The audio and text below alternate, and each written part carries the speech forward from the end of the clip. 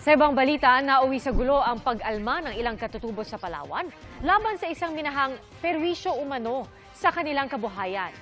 Itinanggihan ng minahan at nakatutok si Jonathan Andal exclusive. May dalang bakod ang mga katutubong nagpoprotesta para harangan ang daanan ng mga truck papunta sa minahan ng Ipilan Nickel Corporation sa Brooks Point, Palawan. Pero hindi agad pumayag ang mga security ng minahan hanggang nagkagirian na ang dalawang grupo. Maya-maya nauwi na ito sa suntukan, paluan at batuhan.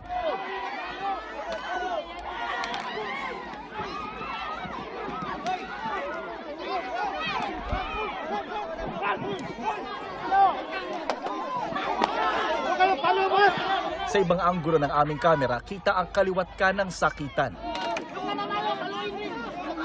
Bahayang kita sa kulungan! May mga duguan na security guard, pati rin sa mga katutubo. May mga naka-standby na pulis sa lugar pero namagitan lang sila nang tapos na ang komosyon.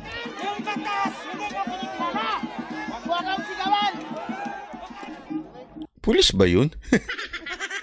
Ba't naging security siya ng mining company? Di ba dapat mamagitan sila? Ewan ko kung yun yung sinasabi ng news na pulis, ha? Oh.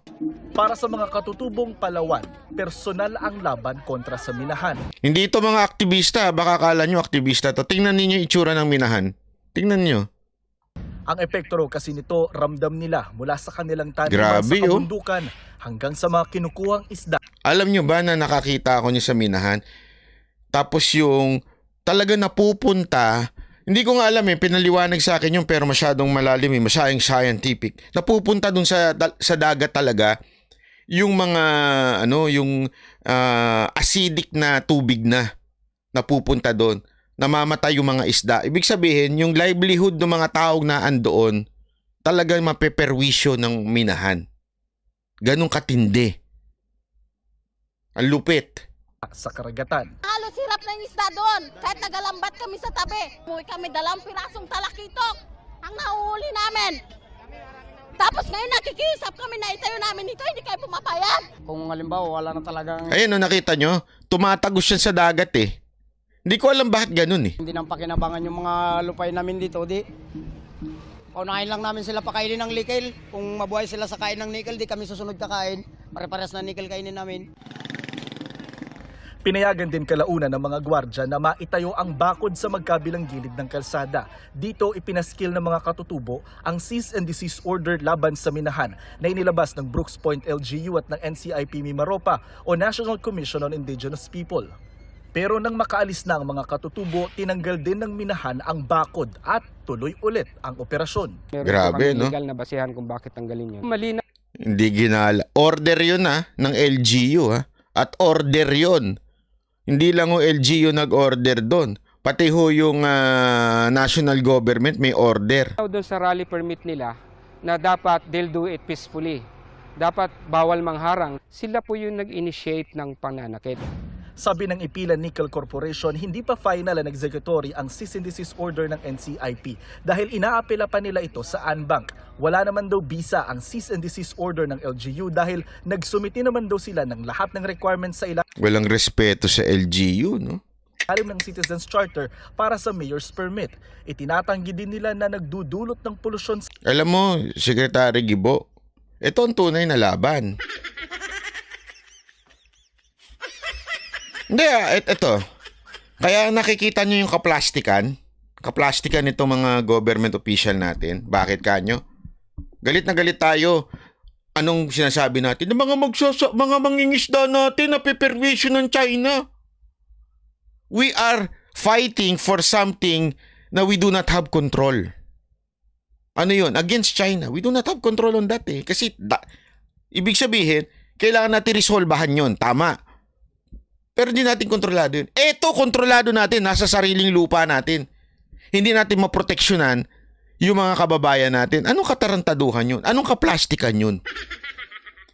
Naintindihan natin, yung kontrolado natin, yung maaari nating pigilan, makaperwisyo ng kapwa, hindi natin makontrol. Pero gusto pa natin makailam dun sa hindi natin kontrolado mga bagay. Alam mo sa buhay, sabi nga, eto sa buhay, kaya daw ang mga tao stress because they are trying to deal with so many things, especially those things that they cannot control. Kaya nai-stress ang tao. So sabi nga nila, learn to choose your battle. Kung ano lang yung kakayanin mong kontrolin, dun ka lang mag-focus. Kasi yung mga hindi mo kontrolado, halimbawa pagtanda, stress ka na. Naku, tatanda na ako, so lahat ng injection, hanggang mo na yung mukha mo. Bakit? Kesa na, ang dami kong kilalang ganyan. Hindi mo na mapinta itsura. Ano nangyari? Ba't naging ganyan itsura niyan? Bakit? Stress na ayaw tumanda. Dahil sa katuturok, lalong tumanda. Kasi nga, hindi mo na mapipigilan ang pagtanda. You are so bothered sa mga bagay na hindi mo makokontrol. Ano ang makokontrol mo? Mabawasan ang stress mo. Diba? Magkaroon ka ng peace sa puso mo para wag kang tumanda. Yan ang makokontrol mo. Magpatawad ka ng kapwa, magmahal ka sa kapwa, maging positibo ka sa bagay-bagay. Yan, makokontrol mo yan. Di ba? Bakit hindi yan ang i-focus mo? Kesa sa yung mukha mo bumabagsak ng ganun ka na. Kaya ikaw ganun ka ng ganun. Ay, nako, ano ba ang bibiling ko dito? Nabili ko na lahat sa Japan para umangat ang mukha ako. Tinurok ko na lahat. So, anong point ko dito? Etong gobyerno natin, so, masyadong, alam mo yun, masyadong inaano yung dito sa bagay. Sana makipag-usap na lang na maayos. Diba? Magkaroon talaga ng tunay na negosasyon. Tunay na negosasyon, ha? Hindi ho yung media negosasyon lang. Tunay na negosasyon. Yun ang gawin sa China. Pero mag-focus tayo dito sa lumalapastangan sa ating mga sariling kababayan. Na sino lumalapas tangan? Sarili rin nating kababayan. Ito yung kontrolado natin eh. Ito yung pwede nating sitahin. Pwede nating pigilan. Anong ginagawa? Wala. Tingnan mo, sino pumipigil? Security guard. Kawawa naman sila. Hindi, ako naawa ko sa security guard ha. Bakit? Inutusan sila eh. So they have to do it. Kahit alam naman nilang mahirap yung trabaho nila. Oh.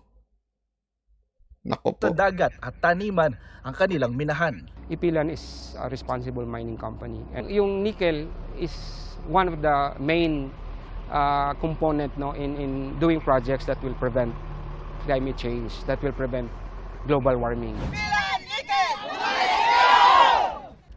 Sa nangyaring rally, 7 ang sugatan sa mga gwardya, 12 naman sa mga nagpoprotesta. Kapwa nila planong magsampa ng reklamo sa isa't isa. Wala silang kinikilalang batas at yun ang nakakalungkot na makita na apihin ka sa sarili mong bayan ng dayuhan. Yan ang sinasabi natin, di ba? Inaapi sa sariling bayan ng sarili. Dahil lamang sa pera. Kung mali yung sinasabi na hindi kami sumusunod sa batas, pinoportray kami na ganun kami kasama na samantalang this mining project is a partnership between the national government. Our partners did not... Yun, may partner sila sa national government. Kilala nyo na. Alam na this. Sino kayang partner na congressman ito mga to? Sir, sino ho bang backer niyong congressman? Yung totoo, ako nagtatanong lang ako sa inyo. Ha? Sino ang congressman ang backer niyo dyan? Ha? Sa proyekto na yan. Government. If we are not compliant with the law, sila na mismo yung magpapatigil sa amin. Ito pong Mount Matalingahan, kung nasan yung kinukwestiyong minahan, na isang ancestral domain at protected area. Kaya ganoon na lang ang pagtutol ng lokal na pamahalaan at ng ilang residente rito. Sa ngayon, tila wala... Nakita niyo yun? Ancestral at protected area. Alam nyo ba may ganyan sa Pilipinas? Nalaman ko na lang yan kay Atty. Trixie nung nagkasasama kami noon. Meron sa Pilipinas na talagang bawal galawin kasi ancestral to. Ibig sabihin parang they have to preserve it that way. So sinasabi dito, ancestral to. So bakit ginalaw? Bawal sa batas yan. Kasi ang palusot nung nagsasalita na yon sa mining company na yon, kasi daw hinahayaan naman sila ng national government. So hindi sila sumusuway sa batas. Pero ito ang point eh. The question is, baka mismo yung national government may problema. 'Di ba? Sana may magtanggol sa mga kababayan natin dito at sampa ng kaso. sa husgado. Kasi napaka-importante. Alam nyo, hindi porket hinahayaan ng national government, ibig sabihin, tama. Okay? Linawin natin yon. Kasi mismong national government, minsan, when you say national government, executive, DNR, yan yung mga yan. Minsan, sila din mali. Kaya nga, tumatakbo tayo sa husgado. Sila ang husgado. Yung husgado naman, yung sa judiciary, sila ang pwedeng mag-issue ng mga order. Sila ho magdi-decide. Sa madaling salita, sila nag-i-interpret ng batas. Kung ano ba ang tapat. Diba? Sana may mga tumulong dito na kababayan natin. Kasi, ang plastic natin.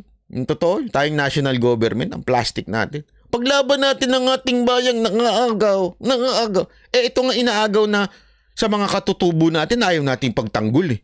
Tapos sasabihin nyo yung nandun, isda ang pinag-aawayan. Na layo-layo lang, pwede naman tayo mag-isda sa ibang lugar. Hindi, di ba? Hindi ko minamaliit yun ha. Hindi ko sinasabing walang kasalanan ng China. Masama ang China, masama ang China, masama ang China. Baka mamaya sasabihin nyo naman kami mga vlogger, masama ang China, masama ang China, masama ang China. Pero ang punto namin, mas marami pang problema na hindi tayo binibigyan ng atensyon kaysa pupunta pa tayo doon sa malayo. Pwede mo tayo mangisda sa Bataan. Bakit kailangan natin pumunta pa doon sa malayo? Ito problema na sa lupa na natin eh. Inaapi na yung mga kababayan natin, hindi nyo tinutulungan.